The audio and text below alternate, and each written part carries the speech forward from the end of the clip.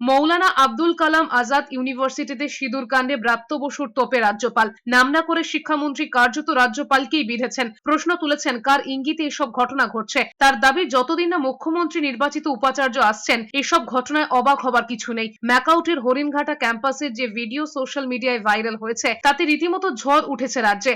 ভিডিওয় যাকে পাত্রীর বেশে দেখা গিয়েছে তিনি অ্যাপ্লাইড সাইকোলজির বিভাগীয় প্রধান পায়েল বন্দ্যোপাধ্যায়, আর পাত্রের সাজে তারই বিভাগের প্রথম বর্ষের এক ছাত্র। তাহলে ক্লাসরুমের ছাত্রকে বিয়ে করেছেন অধ্যাপিকা, এই প্রশ্নে যখন তোলপাড় তখন শিক্ষামন্ত্রী ব্রাত্য বসু বলেছেন বিশ্ববিদ্যালয়গুলোতে স্থায়ী উপাচার্য যদি নিয়োগ না হয় তবে তো এমন ঘটনা আরো সামনে আসতেই পারে। যদিও বিতর্ক শুরু হতে অধ্যাপক পায়েল বন্দ্যোপাধ্যায় সাফাই দিয়ে বলেছেন এটি তার একটি প্রজেক্টের অংশ ছিল, শুধু একটা অংশ ভাইরাল করে কালিমা লিপ্ত করা হয়েছে।